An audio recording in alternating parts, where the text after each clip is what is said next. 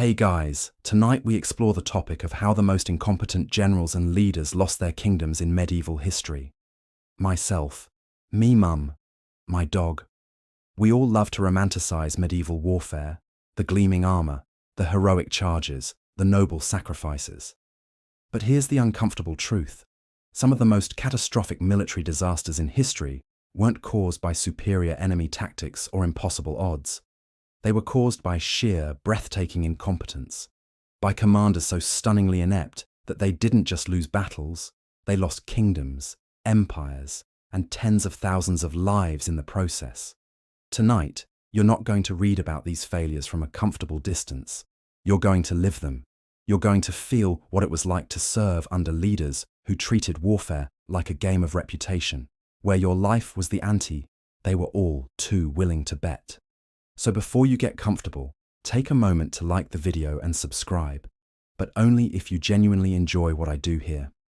And let me know in the comments where you're tuning in from and what time it is for you.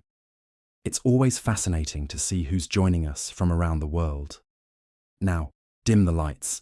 Maybe turn on a fan for that soft background hum, and let's ease into tonight's journey together. Your king cannot tie his own shoes. No, really. You're standing in the Great Hall of Westminster Palace in 1453, watching King Henry VI of England stare blankly at a wall for the better part of an hour, and you're trying very hard not to think about what this means for your future. The crown sits heavy on his head, not metaphorically, but literally, because no one's quite sure he remembers it's there. He's 21 years old, and he's been king since he was 9 months old, which tells you everything you need to know about the medieval approach to leadership succession. It's like handing the nuclear codes to an infant and hoping for the best. Henry didn't ask to be King of England and France. The crown was strapped to him like a millstone before he could walk. The legacy of his father Henry V's conquests in the 100 Years' War. But where Henry V was a tactical genius who won Agincourt against impossible odds, Henry VI is, well, he's trying his best, which is the kindest thing anyone can say. He's pious, gentle, and completely, catastrophically unsuited for medieval kingship. You know that phrase, nice guys finish last. Henry VI is about to demonstrate what happens when a nice guy tries to rule a kingdom built on violence, ambition, and barely suppressed civil war. You watch him in council meetings, and it's like watching someone try to defuse a bomb with a prayer book. His nobles are circling like sharks, the Yorkists on one side, the Lancastrians on the other, each one eyeing that crown and wondering how hard it would really be to take it. Richard, Duke of York, has a better claim to the throne than most people have to their own names, and everyone knows it. But Henry just smiles, that vacant saintly smile, and suggests maybe everyone could just get along. The thing is, you can't fault his heart. Henry founded Eton College and King's College, Cambridge. He genuinely wanted to be a patron of learning, a peaceful king, in an age that had no use for peace. He'd rather be in chapel than in a war room, rather endow a monastery than plan a campaign. In any other era, he might have been remembered as a philosopher king, but this is the 15th century, and philosophy doesn't hold territory. Then there are the episodes. That's what everyone calls them, in hushed voices, when they think you're not listening. The king's episodes. The first one hits in 1453, and it's not like he's throwing fits or raving. It's worse. He just stops. He sits in his chamber, unmoving, unseeing, for over a year. They prop him up at state functions like a mannequin in royal robes. They bring his newborn son to him, and he doesn't even blink. It's as if someone reached into his skull and flipped the off switch on his entire personality. You're a soldier, not a doctor, but even you can see the writing on the wall. The barons who were barely kept in check by the threat of royal authority. They're not scared anymore. How can you fear a king who doesn't know you exist? Richard of York swoops in, declares himself Lord Protector, and suddenly you're watching the kingdom's power structure rearrange itself like a chessboard mid-game. When Henry finally wakes up, and that's really what it feels like he was asleep for a year, everything has changed. His queen, Margaret of Anjou, has transformed from a French princess into a political operative who'd make Machiavelli take notes. She's fighting to protect her infant son's claim to the throne, and she's willing to burn the kingdom down to do it. The Yorkists are convinced Henry's incompetence has forfeited his divine right. And you? You're trying to figure out which side is less likely to get you killed. Here's the cruel irony. Henry VI didn't want power. He didn't scheme for the throne, didn't murder his way to the crown, didn't even particularly enjoy being king. But his very existence, this pious, mentally fragile man wearing a crown he never asked for, is about to trigger 30 years of civil war. The Wars of the Roses will kill more English nobles than any foreign enemy ever did. Kingdoms will change hands 6 times. Kings will be made and unmade, murdered in towers and cut down on battlefields.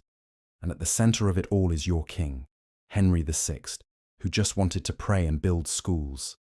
You're standing in that great hall, watching him stare at nothing, and you realize something terrible. The most dangerous kind of incompetence isn't malicious. It's not cruelty or ambition or even cowardice. It's this, a fundamentally decent man so utterly unsuited for his role that his mere presence destabilizes everything around him. Henry VI isn't a tyrant who needs to be overthrown. He's a tragedy waiting to happen, and you're all trapped in the narrative. The crown on his head isn't a symbol of power anymore. It's a target. The supplies are already gone, and you haven't even left France yet. It's 1147, and you're marching with King Louis VII on the Second Crusade, which sounded glorious when the Pope announced it, but feels significantly less glorious now that you're watching your fellow soldiers fight over mouldy bread like dogs over a bone. You signed up to liberate the Holy Land, to follow in the footsteps of the heroes of the First Crusade. Instead, you're part of what's shaping up to be the most expensive camping trip disaster in Christian history.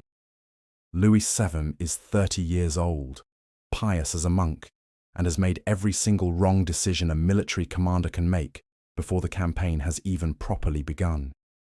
It's actually impressive, in a horrifying sort of way. You know how some people have a gift for leadership? Louis has a gift for catastrophically bad judgment, and he's about to demonstrate it on a continental scale. The first sign should have been the route. The original plan was to sail to the Holy Land. Quick, efficient, relatively safe. But Louis decided to march overland instead, through the Byzantine Empire and into hostile Turkish territory. Why? Because marching is more impressive. Because his grandfather had marched on the First Crusade. Because glory, tradition, honor, pick your favorite medieval buzzword. It's like choosing to climb Everest without oxygen because your grandfather once climbed a hill. Your supply chain, such as it is, was supposed to be coordinated with the Byzantine Emperor Manuel V Komnenos. But Louis doesn't trust the Byzantines. They're too Greek, too Eastern, too Orthodox. So instead of accepting their expertise and support, Louis decides to do things the French way, which apparently means complete organizational chaos held together by aristocratic pride. You're watching wagons break down on mountain passes because no one thought to check if they could actually handle the terrain. You're seeing food rot because no one coordinated proper storage. You're hearing your commanders argue about the march order based on which noble house has precedent, while the actual question of how do we keep 70,000 people fed goes completely unaddressed. And the army Louis has assembled? It's not an army, it's a migration. There are combat troops, sure, but there are also thousands of pilgrims, camp followers, clergy, and hangers-on, women and children, elderly priests, people who heard crusade and thought holy pilgrimage rather than military campaign through enemy territory. Louis hasn't just brought soldiers to a war. He's brought a city on the move, complete with all the supply needs, slow pace, and vulnerability that entails. The Germans under Conrad III had the good sense to go ahead of you. They marched through Anatolia and got absolutely massacred by the Seljuk Turks. You know this because the survivors straggled back with stories of ambushes, of Turkish horse archers appearing from nowhere, of their army being cut to ribbons in mountain passes. This should be a warning. This should be Louis saying, clearly this route doesn't work, let's reconsider. Instead, Louis looks at the German disaster and essentially says, we'll do better, which is medieval for hold my beer. You march into Anatolia, and it's like walking into a predator's den while ringing a bell and covered in meat. The Seljuk Turks don't fight the way European knights do. They don't line up for honourable charges. They hit and run, using those devastating composite bows to turn your formations into pincushions, before vanishing into terrain they know infinitely better than you do. It's asymmetric warfare, and your commanders are still thinking in terms of chivalric set-piece battles. The harassment starts immediately. You're losing men daily, not in glorious combat, but to arrows in the back, poisoned wells, destroyed supplies. Every mountain pass is an ambush waiting to happen. Every river crossing is a nightmare. And Louis, riding at the front with his household knights, seems genuinely baffled that the Turks won't just meet him in open battle where his heavy cavalry would have an advantage. You watch your supply situation go from bad to catastrophic. The food you brought is gone.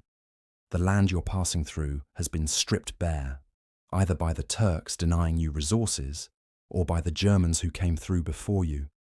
You're eating your horses, then you're eating less than that.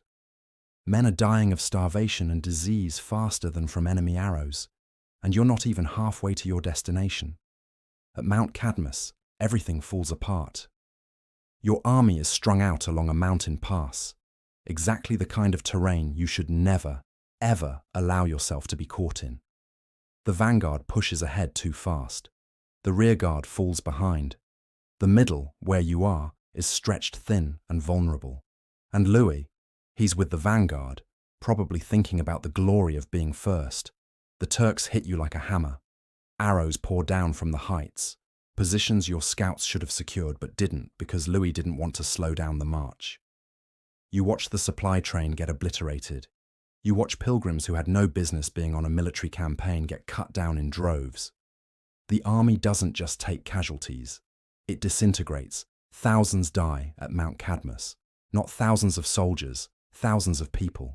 The pilgrims, the non-combatants, the followers who trusted their Christian king to deliver them safely to Jerusalem.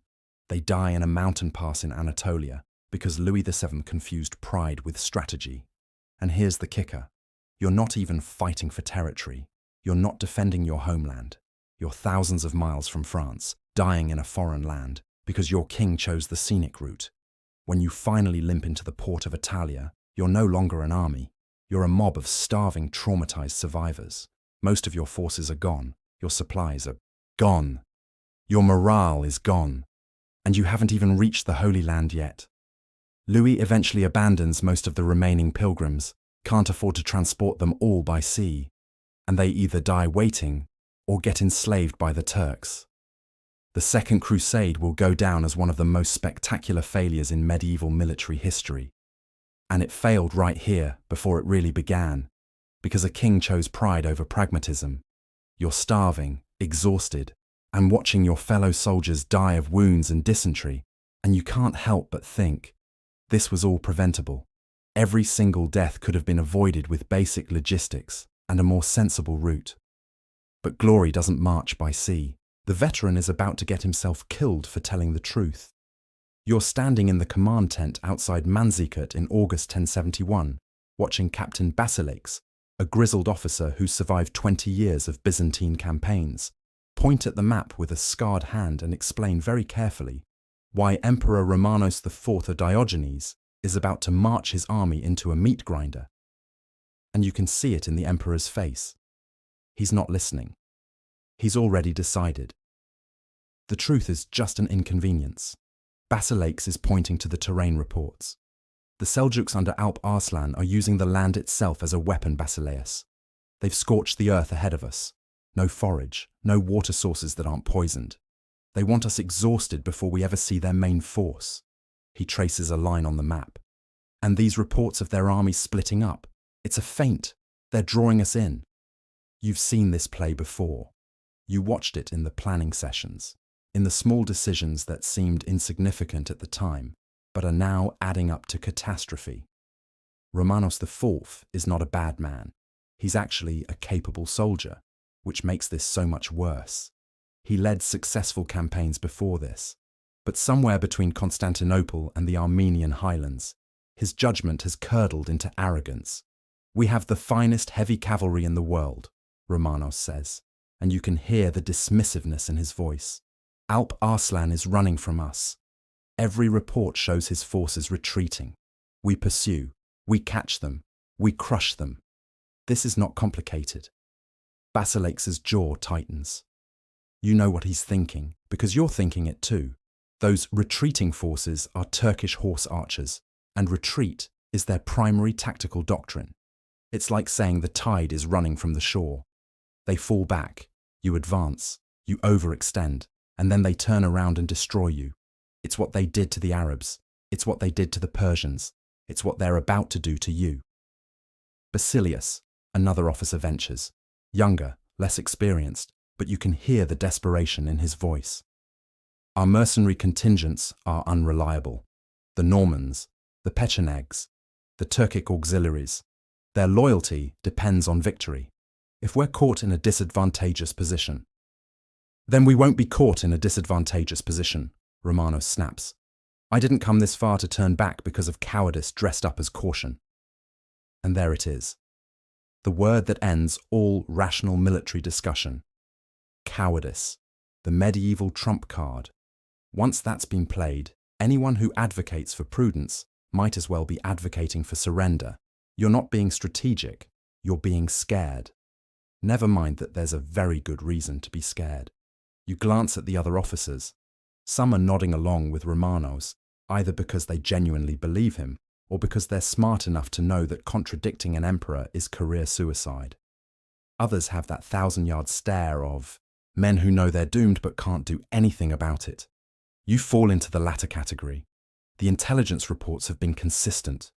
Alp Arslan has somewhere between 30,000 to 40,000 highly mobile horse archers.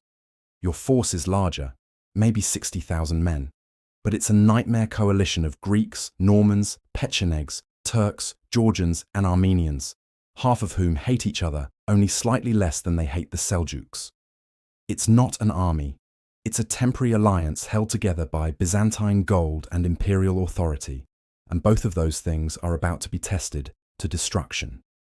Worse, Romanos has already made a catastrophic mistake. He split his forces.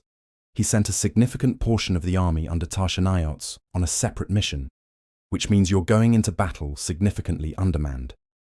It's like playing chess after giving your opponent a two-piece advantage and announcing you're going for a quick checkmate. Basileus tries one more time. Basileus, the terrain ahead favors their tactics. Open ground, limited water, long supply lines.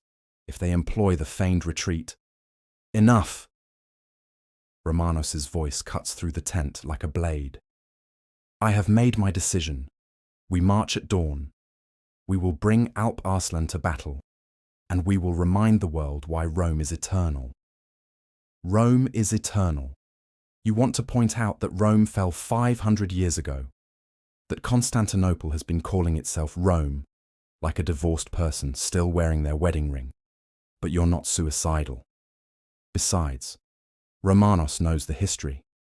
He just thinks he's exempt from it. The meeting dissolves. Basileus walks past you, and you catch his eye for just a moment. He doesn't say anything, but he doesn't have to. You both know what's coming. You've both seen enough campaigns to recognize the signs. The overconfidence, the dismissal of intelligence, the commander who's fighting the battle he wants rather than the battle that is. That night, you check your equipment with the kind of thoroughness you usually reserve for the night before a siege assault. You sharpen your sword. You check your armor for weak points. You write a letter home. Not that you're confident it'll ever get delivered, but it feels important to try. Around the campfires, the veterans aren't singing. That's always a bad sign.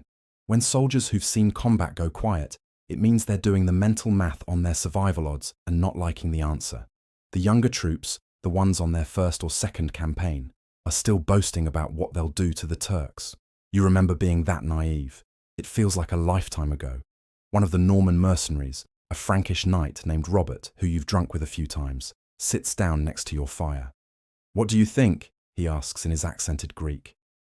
I think we're marching into exactly what Alp Arslan wants, you say quietly. Robert nods slowly. The emperor's a proud man. Pride's good for tournaments. It's less good for staying alive in Anatolia. Think we'll break before the battle even starts? The coalition, I mean. Robert's asking the question you've all been avoiding. Your army is barely holding together now, when things are relatively calm. What happens when Turkish arrows start falling and the casualties mount? What happens when one of the mercenary contingents decides Byzantine gold isn't worth dying for? You don't answer because you don't have to. Robert stands up, brushes off his surcoat. Well, if we're going to die, might as well die in good company. Try not to get killed before me. I'd hate to lose my drinking partner. He walks off, and you're left staring at the fire, thinking about Basilex and his map, about the warnings that went unheeded, about an emperor so convinced of his righteousness that he's blind to reality. In the morning, you'll march toward Manzikert, toward the trap everyone can see except the man who matters most.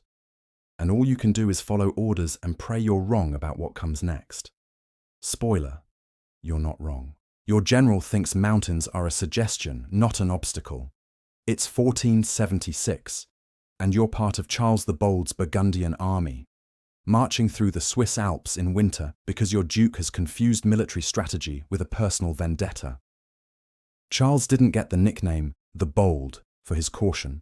He got it because in French, le téméraire means both bold and reckless, and right now you're experiencing the reckless side in high definition. You've been marching for weeks through terrain that would make a mountain goat reconsider its life choices. The snow is knee-deep in places. Your fingers are numb inside your gauntlets. 3 men in your company have already lost toes to frostbite, and you're not even at the battle site yet. This is the kind of campaign where the environment kills more soldiers than the enemy, and Charles is treating it like a pleasant afternoon stroll to prove a point. The point, if you're keeping track, is that some Swiss cantons had the audacity to resist Burgundian expansion. The Swiss, shepherds, farmers, and part-time soldiers who live in these mountains like they were born from the rock itself. Charles commands the most advanced military force in Europe. Professional soldiers, state-of-the-art artillery, the finest plate armor money can buy. He has every tactical advantage except the ones that matter: terrain knowledge, adaptability, and basic common sense. You're watching the supply wagons struggle up another impossible incline, oxen straining, wheels getting stuck in snowdrifts. The artillery, Charles's pride and joy, his bombards and cannons that were supposed to make him invincible, are basically expensive anchors now. Each one takes a dozen men to move through this landscape, and you're burning energy and time just keeping them with the army. We'll crush them with superior firepower, Charles announced back in Nancy, gesturing at his artillery train like a child showing off toys. Now those same cannons are why you're barely covering 5 miles a day through mountain passes, where the Swiss can move 3 times as fast. Your sergeant, a Flemish veteran who fought at Montlhéry and lived to complain about it, is trudging beside you, muttering under his breath. Mountains in winter. Fighting mountain people in mountains in winter. It's like challenging a fish to a swimming contest and being surprised when you drown. He's not wrong. The Swiss have been fighting in these Alps for generations. They know every pass, every shortcut, every position where a small force can stop a larger one. And they're not fighting for conquest or glory. They're fighting for their homes, which makes them significantly more motivated than your average Burgundian soldier, who's mostly here because the Duke pays better than farming. Charles, meanwhile, is having the time of his life. You can see him up ahead, with his household knights, his armor gleaming even in the grey winter light.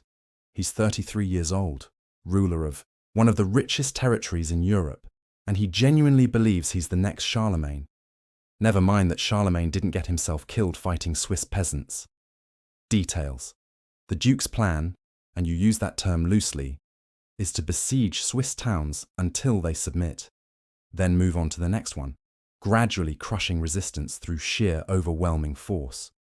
It's a strategy that might work in the flat, open territories of Flanders or France.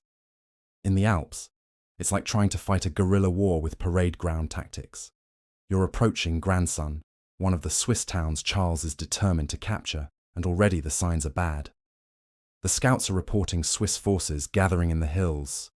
Not huge armies, just enough men to harass your supply lines, pick off stragglers, make every step forward cost blood and energy. The Swiss aren't going to meet you in open battle where your heavy cavalry could crush them. They're going to bleed you slowly, let the mountains do half their work, and wait for you to make a mistake. Charles will make that mistake. You know he will because you've been watching him make mistakes since this campaign started. He splits his forces, leaving garrisons in captured towns that immediately get cut off and besieged. He ignores terrain, placing camps in valleys where they can be easily surrounded. He treats battles like tournaments, honourable affairs where the better equipped force wins, when the Swiss treat them like survival. At Grandson, it gets worse. Charles besieges the town, but instead of starving it out, he's impatient. He wants a quick victory to build momentum, so he orders assaults that cost lives without gaining ground. And when the garrison finally surrenders, after Charles promises them safe passage, he hangs them anyway. All of them. Drowns some in the lake for variety. You're standing guard when it happens, watching men who surrendered in good faith get executed, and you feel something shift in the army's mood. It's not morality. Medieval soldiers aren't known for their squeamishness. It's practicality. Charles just told every Swiss garrison that surrender means death, which means they'll fight to the last man from now on. He's turned every future siege into a bloodbath and thought he was being decisive. The Swiss response comes faster than you expected. Suddenly there are 18,000 of them coming down from the mountains in those tight pike formations they're famous for. Not charging wildly, advancing in disciplined squares that your cavalry can't break and your artillery can't target fast enough. You're formed up with the rest of the army, and you can see Charles's commanders trying to organize a defense, but everything is chaos. The artillery isn't positioned properly. The cavalry can't maneuver in the narrow terrain. Your infantry is still scattered from the siege operations. And Charles, instead of adapting, is screaming orders about honor and glory while the Swiss pike squares advance like mobile fortresses. Your sergeant grabs your arm. When it breaks, run for the camp. Grab what you can carry and head for Burgundian territory. Don't be a hero. The Duke, you start. The Duke is about to discover what happens when you fight professionals on their home ground with a strategy designed for a different war. He cuts you off. Save yourself. The Swiss hit your lines, and it's not a battle. It's a demonstration. Those pike formations punch through your positions like a spear through parchment. Your heavy cavalry, the cream of Burgundian nobility, tries a charge and gets shredded. The knights can't get close enough to use their lances. The horses panic and throw their riders. It's everything you've been trained for, rendered completely useless by a different tactical doctrine. You're fighting now, trying to hold your position, but the line is collapsing. Men are running. The camp is being overrun. And somewhere in the chaos, Charles is retreating, not in an organized withdrawal, but in a panicked flight. The Duke who marched into the Alps like a conqueror is fleeing like a common soldier. The Swiss capture his camp, and with it, everything. His treasury, his artillery, his personal belongings, including his jewels and his seal. The wealth of Burgundy is spread across a Swiss field, and you're too busy running to appreciate the irony. You make it out, barely. Thousands don't. And as you're stumbling through the snow, exhausted and defeated, you realize Charles will try again. This isn't a lesson. It's an inconvenience to him. He'll raise another army, march back into these mountains, and do the exact same thing because his pride won't allow him to admit the Swiss are better at this than he is. At Grandson, Charles lost a battle and his treasure. At Morat, he'll lose another army. At Nancy, he'll lose his life, frozen in a ditch with his skull split open. His body so mangled, they'll identify him by his scars. But that's still in the future. Right now, you're just trying to survive the march of a man who thought boldness could substitute for wisdom. The mountains don't care how bold you are. They kill you just the same. The high ground is right there, and you're not allowed to take it. It's August 26, 1071, and you're standing on flat ground near Manzikert, watching Seljuk cavalry mass on the hills above you. The exact hills your scouts identified as strategically critical. The exact hills Captain Basileikes begged Emperor Romanos IV to secure before the main Turkish force arrived.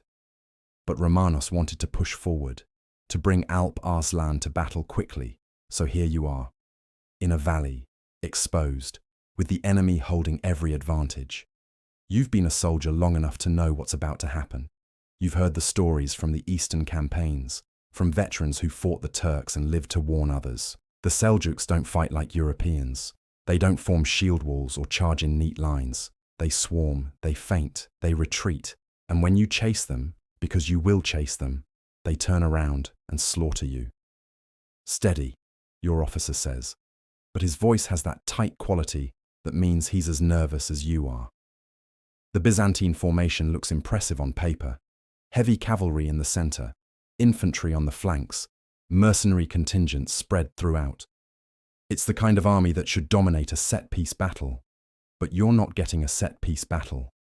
The Seljuk cavalry begins its dance. Thousands of horse archers, light and fast, circling your formation like wolves around a wounded bear. They're not charging, they're probing, testing, shooting arrows into your lines and wheeling away before your heavy cavalry can respond.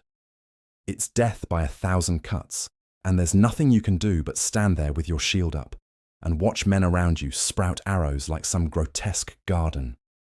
"They're running!"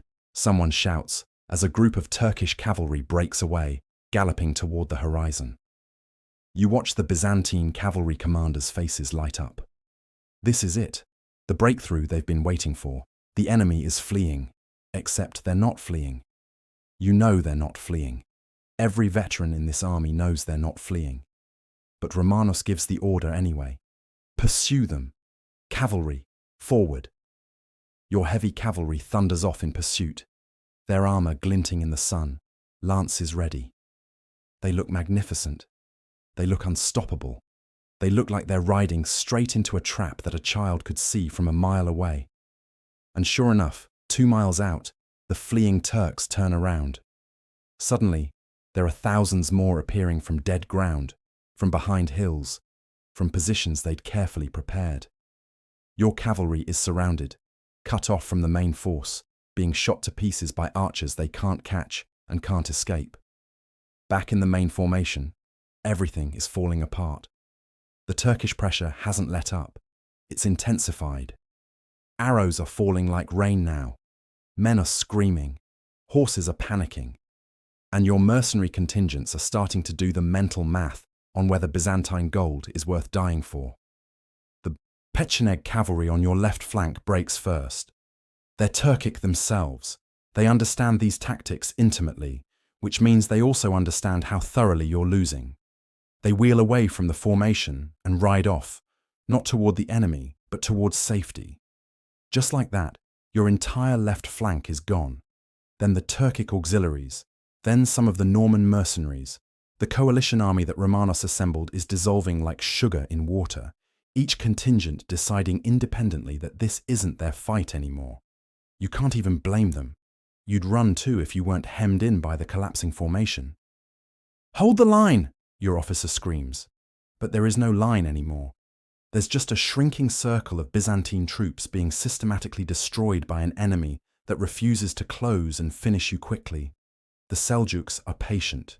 They can afford to be. They're winning. You catch glimpses of the disaster unfolding around you. Tarchanaiots, who Romanos sent away with a chunk of the army, isn't coming back. He saw which way the wind was blowing and decided discretion was the better part of valor. The cavalry that charged out in pursuit is being massacred in the distance. The main formation is being compressed tighter and tighter as the Turkish horse archers maintain their murderous pressure.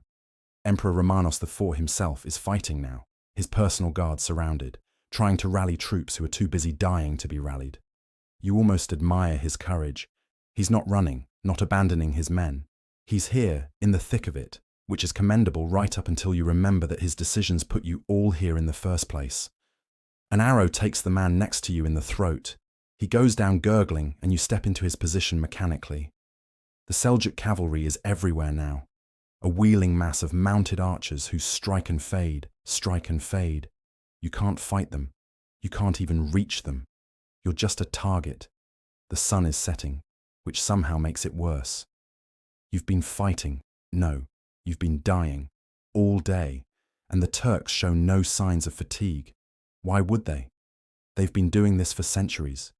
You're the invaders here, the foreigners who marched into their territory with your heavy armor and your assumptions of superiority. Your formation breaks entirely as darkness falls. It's not a rout, exactly. It's more like a disintegration. One moment you're in an army, the next you're in a crowd of panicked men trying desperately not to die. Some are captured, some are killed. Some escape into the night and will spend days trying to find their way back to Byzantine territory. You see Emperor Romanos being pulled from his horse by Turkish soldiers. The man who dismissed Basileik's warnings, who marched into this trap with absolute confidence, is now a prisoner. The Byzantine Empire just lost its emperor because he couldn't tell the difference between retreat and tactical doctrine. You managed to slip, away in the chaos. Luck more than skill. As you're stumbling through the darkness, bleeding from wounds you don't remember receiving, you think about that council meeting where Basileik's pointed to the map and explained exactly what would happen. He was right about everything, and everyone died anyway. The French knights are about to discover that honor is not, in fact, bulletproof. It's August 26, 1346, and you're standing in the English lines at Crusade, watching the flower of French chivalry prepare to charge directly into a murder machine they don't understand and refuse to respect. You're an English longbowman, not noble, not knighted, just a commoner with a 6-foot yew bow and enough practice to put an arrow through chainmail at 200 yards. The French don't think you matter. They're about to learn otherwise. The French army outnumbers you significantly. They have thousands of mounted knights in full plate armor, the best equipped heavy cavalry in Europe. They have Genoese crossbowmen. They have overwhelming numerical superiority. What they don't have is a commander with basic tactical sense or any willingness to adapt to circumstances. King Philip VI of France is in command, and he's already made his first catastrophic mistake. He's attacking immediately after a forced march, with exhausted troops, in fading light, uphill, into prepared positions. It's like every military what not to do rolled into one decision. His subordinates tried to suggest waiting until morning, letting the troops rest, maybe doing some reconnaissance. Philip's response was essentially, charge now for glory. You watch the Genoese crossbowmen advance first. They're professionals, mercenaries who know their business, and even from here you can see their reluctance. They've been marching all day. Their bowstrings are wet from an earlier rainstorm. They're being sent uphill against entrenched positions without their defensive pavises, which are still on the supply wagons somewhere in the rear. The crossbowmen loose their bolts. Some reach your lines, most don't. Crossbows are powerful, but slow. You can get maybe 2 shots off per minute if you're fast. Your longbow, 10 to 12 arrows in the same time. And there are thousands of English archers on this field, positioned in a V formation that creates overlapping fields of fire. The order comes down your line. Knock, draw, loose. The sky goes dark with arrows. It's not a metaphor. There are so many shafts in the air that it literally blocks out the dying sunlight. They fall on the Genoese like a lethal rain, and within minutes the professional crossbowmen are breaking, running back toward their own lines, because standing in that killing zone is suicide. This is where a reasonable commander would reassess. The Genoese are retreating. Clearly the English archery is more effective than expected. Maybe we should think this through. Philip VI's response? He orders his cavalry to charge through the fleeing crossbowmen. Not around them, through them. French knights are now trampling their own mercenaries, calling them cowards, cutting them down for blocking the path to glorious combat. You're reloading, shooting, reloading, shooting. Your fingers are raw from the bowstring. Your shoulder aches from the draw. Wait. You're not thinking about glory or honor. You're thinking about the mechanics of killing as many armored men as possible before they reach your line. It's a job, and you're professionally good at it. The French cavalry charges uphill, 15, maybe 16 separate charges over the course of the evening. each one led by knights who watched the previous charge fail and decided they'd do it better. It's mesmerizing in its stupidity. You're watching some of the greatest warriors in Europe commit suicide in slow motion because their entire military doctrine is based on the assumption that heavy cavalry charges solve everything. Your arrows are punching through armor at this range. Not every shot, plate armor is real protection, but enough. Horses are screaming and falling, knights are being thrown from their mounts into the mud, and those who make it through the arrow storm hit the English men-at-arms and get bogged down in brutal melee combat, where their horses can't maneuver, and their numerical advantage means nothing. Between charges, you watch the French regroup. You watch nobles argue about whose turn it is to lead the next glorious attack. You watch them ignore the piles of dead horses and knights from the previous attempts. It's like they physically cannot process that their tactics aren't working. King John of Bohemia embodies the entire French approach to this battle. He's blind, literally blind, and 50 years old. When he hears the French are attacking, he demands to be led into combat. His retainers tie their horses to his so he won't get lost, and they ride together into the English lines. It's the most magnificent, pointless gesture you've ever seen. They all die, of course. You might have shot one of them yourself. The French keep charging as darkness falls. Your arms are burning from fatigue. You've gone through 2 full quivers and started on a third. The ground between the armies is carpeted with bodies, men and horses creating an obstacle course that makes each subsequent charge even more difficult than the last. And still they come.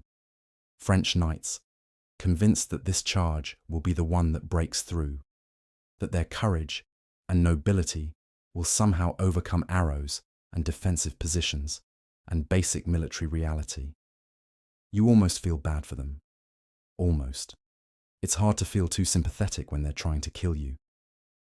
Prince Edward, the Black Prince, is fighting with the English men-at-arms, holding the line when knights break through the arrow storm.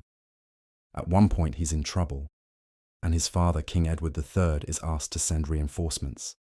The king refuses, saying his son needs to win his spurs. You're not sure if that's confidence or borderline parental negligence, but it works out. The prince's position holds. As full darkness falls, the French finally stop charging, not because Philip orders a withdrawal, but because there's literally no one left willing to ride into that death zone. The flower of French chivalry is decorating the field at Crusade, and they accomplished exactly nothing.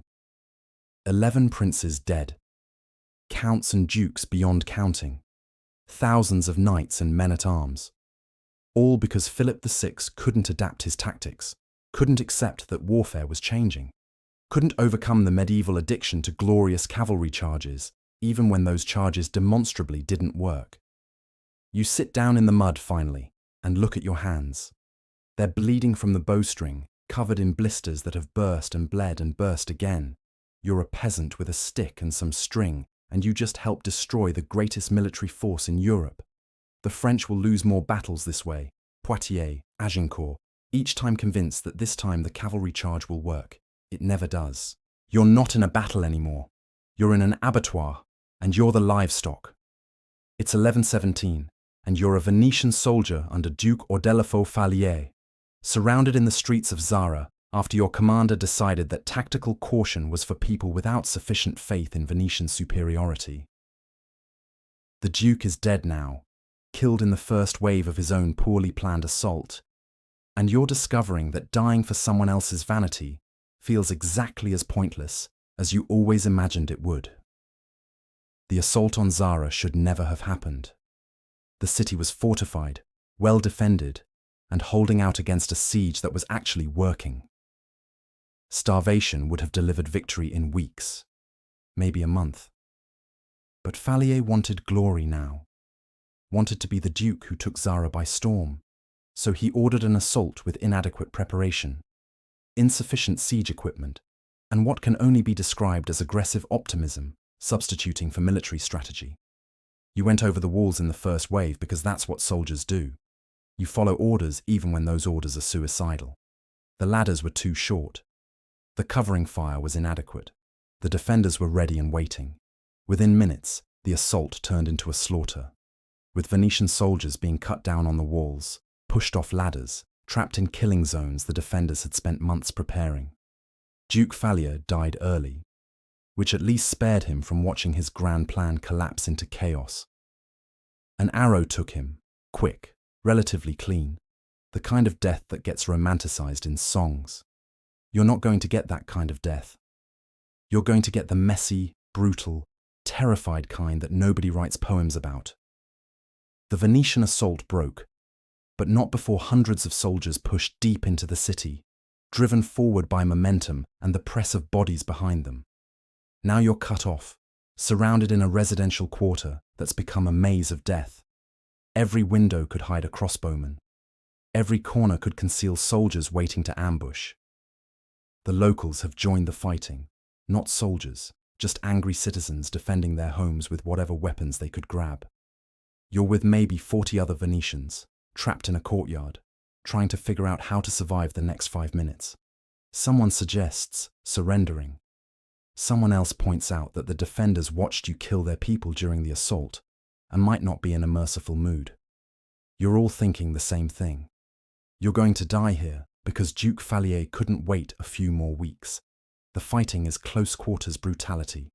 No formations, no tactics, just desperate men with swords and axes trying to kill each other in spaces too cramped for anything resembling organized combat. You're stabbing at shadows, blocking strikes you barely see coming, slipping in blood that could be yours or theirs, or the poor bastard who died 5 minutes ago. A Hungarian defender comes at you with a spear. You deflect it with your shield, step inside his reach, and drive your sword into his gut. He goes down screaming, and you don't have time to feel anything about it because there's another one coming and another after that. This is what combat actually is. Not glorious duels, but frantic scrambling where luck matters more than skill. Your shield arm is numb from absorbing impacts. You've taken a cut across your thigh that's bleeding more than you'd like. One of your fellow soldiers is on the ground clutching a stomach wound, begging for help nobody can give him. The sounds are what get to you. Not the clash of weapons, but the human sounds. The screaming, the pleading, the wet, choking noises men make when they're dying badly. This is Duke Falier's legacy. Not the glory he imagined, not the victory he wanted, but this. Good soldiers dying in a foreign city because he couldn't separate his ego from his judgment. You're paying the butcher's bill for his vanity, and the currency is your blood. The defenders are closing in, pushing you back into a smaller and smaller space. You can see it in their eyes. They're not going to accept surrender. Too much blood spilled. Too many of their people killed in the assault. This is going to end one way. And you're just trying to sell your life as expensively as possible. But then you hear Venetian horns. Reinforcements have broken through, opening a corridor back to your own lines. It's chaos, running through streets while defenders try to cut you down, dodging arrows, leaving wounded behind because stopping means dying. You make it out, barely. One of maybe a dozen from your group of 40. The siege continues, but the assault is over. Falier is dead, hundreds of Venetians are dead, and Zara is no closer to falling.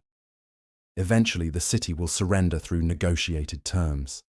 Exactly what could have happened without the assault, without the deaths, without any of this. You're sitting in the camp afterward, being stitched up by a surgeon who's seen too many of these disasters to be surprised anymore. Your hands won't stop shaking.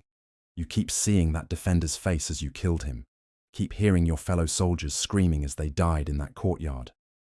Drink this, the surgeon says, handing you something that smells like it could strip paint.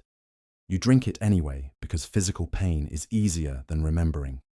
Tomorrow, you'll be expected to march, to fight, to follow the next commander's orders. But tonight, you're just trying to process the fact that you survived a slaughter that never needed to happen. Duke Falier wanted to be remembered as a conqueror. Instead, he's remembered as the man who got himself and hundreds of his soldiers killed in a vainglorious assault on a city that would have surrendered anyway. The butcher's bill is paid in bodies, and the invoice has your friends' names on it. So there you have it, 7 versions of medieval military incompetence. 7 different ways that pride, arrogance, and spectacular failures of judgment turned soldiers into casualties and kingdoms into cautionary tales. These weren't cartoon villains or evil tyrants. They were men, often brave men, sometimes well-intentioned men, who failed in the most fundamental duty of command, bringing their soldiers home alive. Henry VI inherited a crown he couldn't wear. Louis VII chose pride over pragmatism. Romanos IV ignored warnings everyone could see. Charles the Bold confused boldness with wisdom. And countless others marched good soldiers into meat grinders of their own making. The soldiers, people like you in these stories, didn't get to choose their commanders. They just had to live with the consequences, or more often, die with them. They followed orders, held their positions, and paid with their lives for other men's mistakes. History remembers the kings and generals, but it was the common soldiers who bled in the mountain passes, who starved on Crusade, who died in pointless charges, who learned too late that courage can't compensate for catastrophic leadership. The next time you hear about medieval warfare's glory and honor, remember what it actually meant. Standing in a formation, watching your commander ignore good advice, and knowing you're about to pay for his mistakes with your life. That's the real history. Not glorious, not noble, just human, in all its flawed, tragic, preventable disaster. Thanks for joining me tonight. If you made it this far, hit that like button and subscribe if you haven't already. Drop a comment letting me know which incompetent commander surprised you most, or if there's a historical disaster you'd like me to cover next. Until next time, stay curious, stay safe, and be grateful you're not marching under a medieval general who thinks strategy is optional. Sweet dreams.